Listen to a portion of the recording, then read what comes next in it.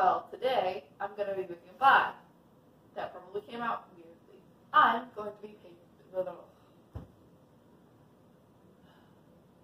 Speaking, not my strong suit.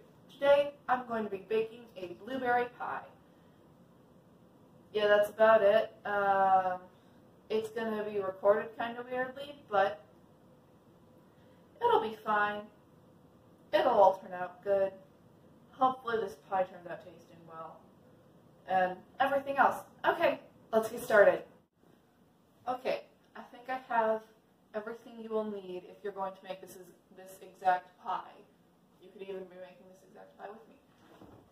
You're going to want whole wheat flour, regular flour, lard or Crisco or something, water. I forgot to get water. I'll get water later.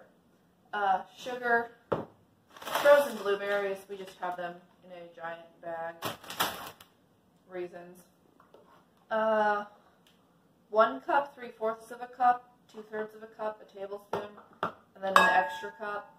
One is going to be for the frozen blueberries, and another is going to be flour. A mixing bowl, one for the dough, and then another bowl for the blueberries, and some butter. Other than the water, this is basically all you need. I got the pie flour now, and I forgot to mention, well, the pie pan, these were the pie, it's sort of big, clear pan, and then the ones that I did, it'll clear it on the heads of your oven. So, let's get on filling, which we'll need. I'm going to take 5 I call it because usually the blueberries after the pie pan, but still 5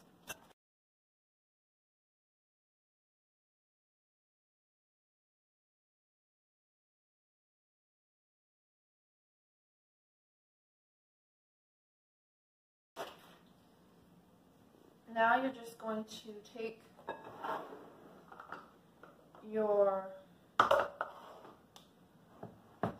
3/4 cup and add 3/4 cup of sugar onto your blueberries. And then take your all-purpose flour, not the whole wheat flour, but the all-purpose flour, and add 3 tablespoons. And this is just to make sure that it won't be too runny.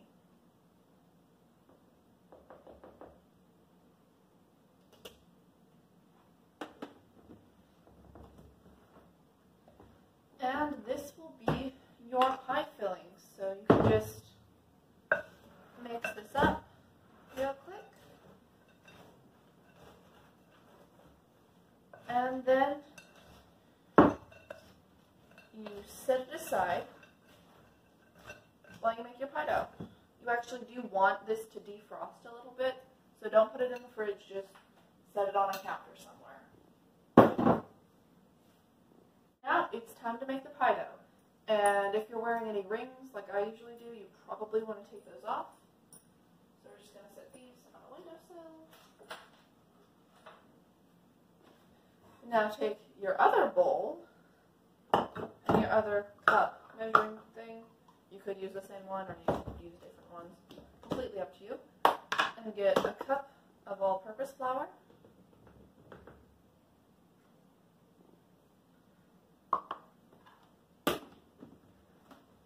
Which now you no longer need that all-purpose flour. So it now has no purpose. So that's why I like to call it no-purpose flour. I'm just joking. I don't call it no-purpose flour. It's still all-purpose flour. And then get a cup of whole wheat flour.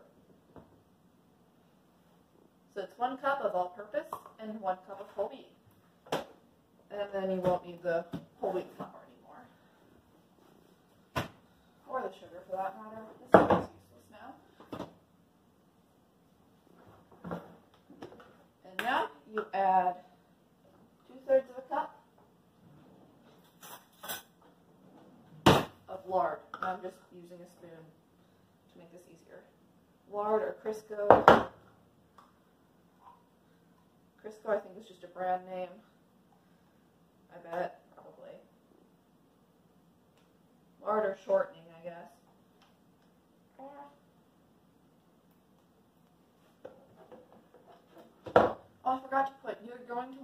can use something to cut up this lard in the flour. I usually just use like 2 butter knives. They also make like certain tools that you can use where it has like a bunch of lines down it. I don't know. I don't use that.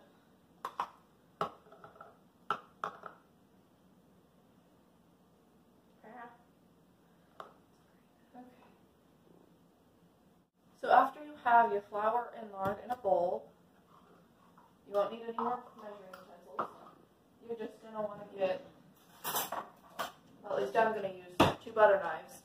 And then you're going to want to take your flour and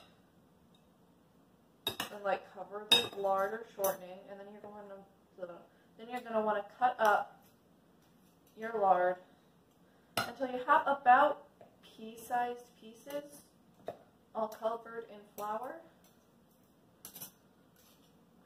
And that's just what I'm going to do now.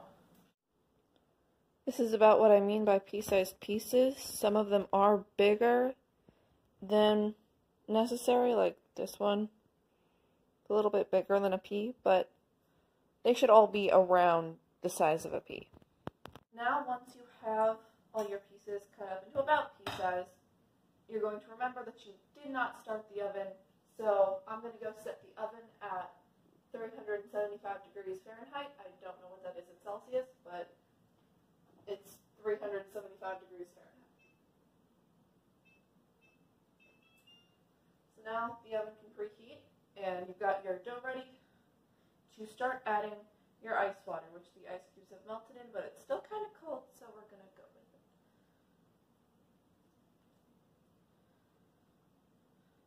And I'm just going to add that in. You don't want to overwork your dough. In fact, you want to work it like the least amount possible, but still getting it into that nice doughy consistency. So you should still be able to like mold it into things without it falling apart on you. But it shouldn't be tough, really.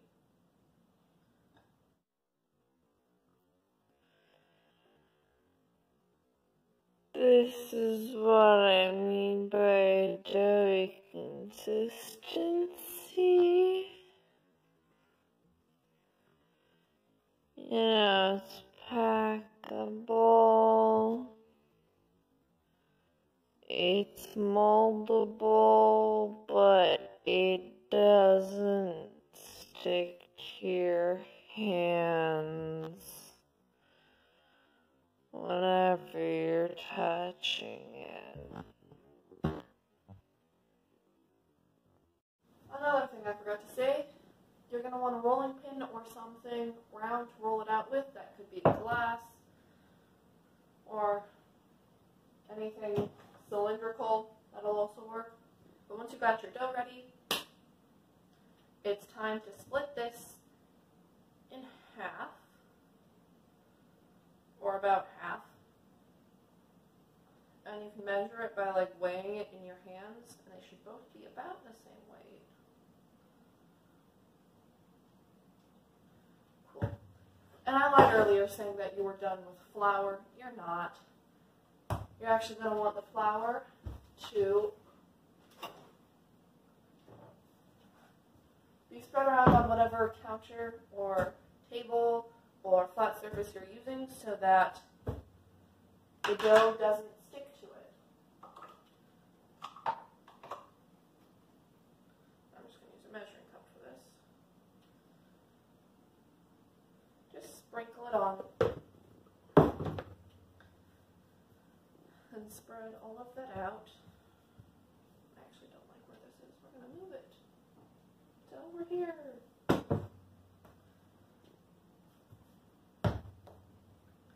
And then start smushing your pie dough down. And make sure it's covered with flour on both sides because you don't want it sticking.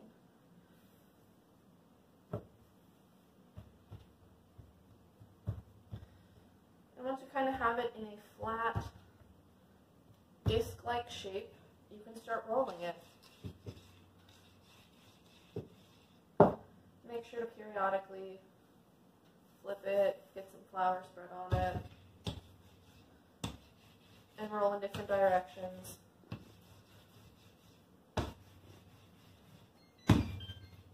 There's the oven.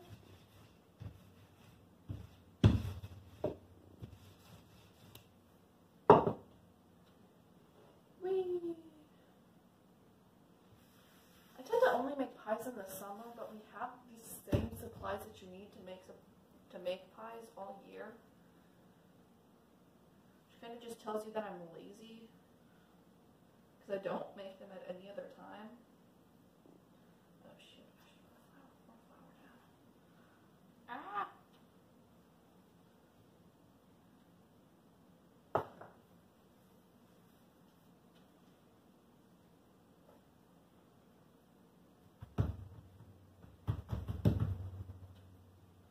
Make sure to not have it sticking to your counter because it kind of sucks to try and get it off.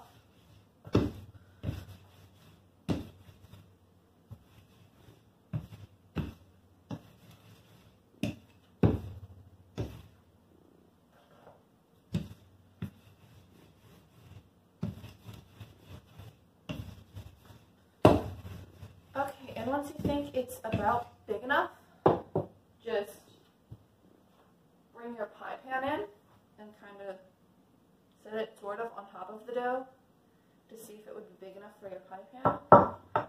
And this should be just about good enough for mine. So now we're just going to take it and you're going to fold it in half. And then fold it in half again so you can easily pick it up and put it in your pie pan. That's why you should fold it into quarters, because grabbing the entire thing as just one piece, it could rip on you and then you'll be sad. So this just makes it easier to transfer.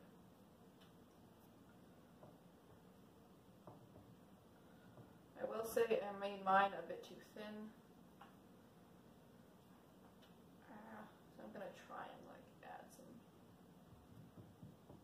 on the inside here.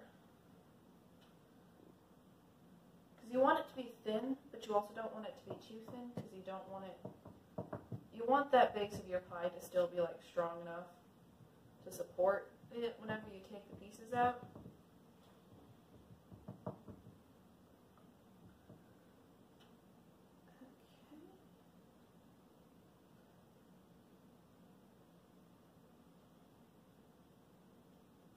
You also want it to be big enough so that when it comes to the end of your pie, you still have enough crust on the edges that you can make it look pretty on the edges at least. So now we're just going to set that aside, and we're going to reflour our surface.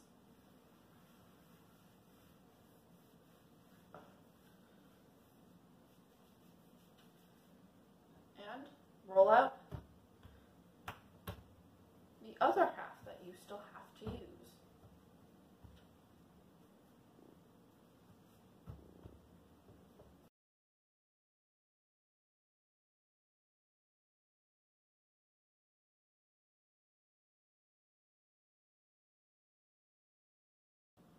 And then take your filling that's been sort of defrosted for a little bit and try and stir that up again. And pour that in. There's usually a bunch of sugar and stuff at the bottom, so just make sure to evenly distribute that over the top of the blueberries.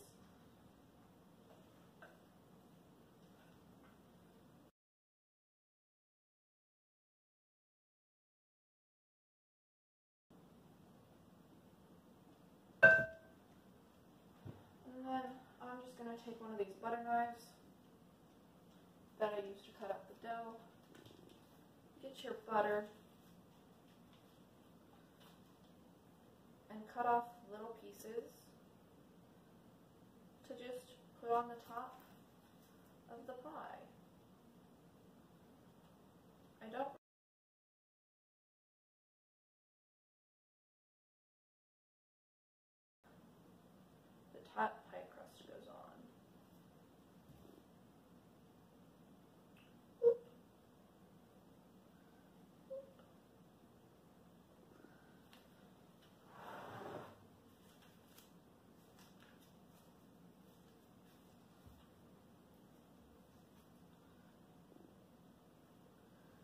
And now it's time to cut off some of this excess pie dough.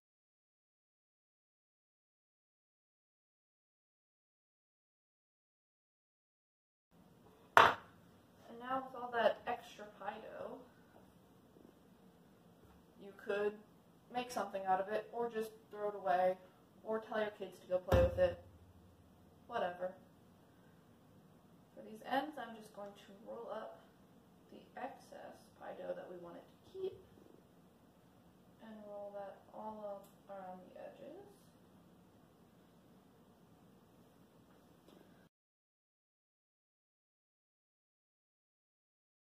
And now I usually take my pointer and middle finger and my thumb and just kind of pinch around those edges to keep those two pie crusts together.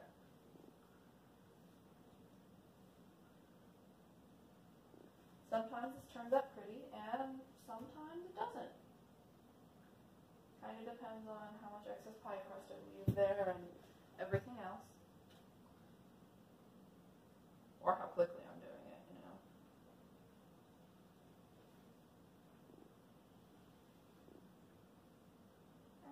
Okay. And now take your knife and just poke a few little holes in the top so that the excess air can escape if the need arises. And there you have your blueberry pie. And now I'm just going to stick this on my pan, just like that, and throw it in the oven for about 70 minutes, or until you open the oven and the top of the pie doesn't look like it has a bunch of oil on it. The top of the pie should look dry. So, into the oven.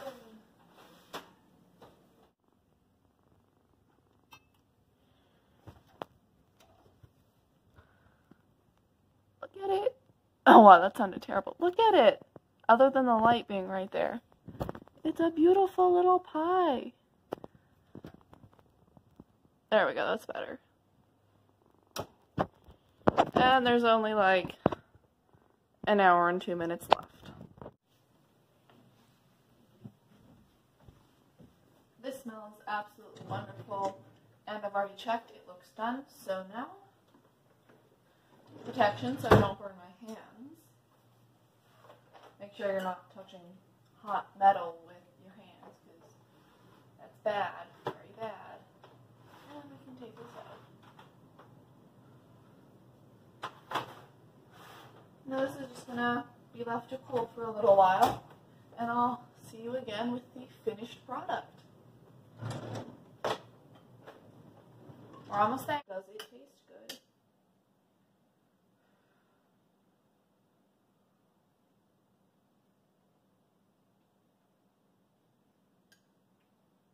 Yep, this tastes amazing.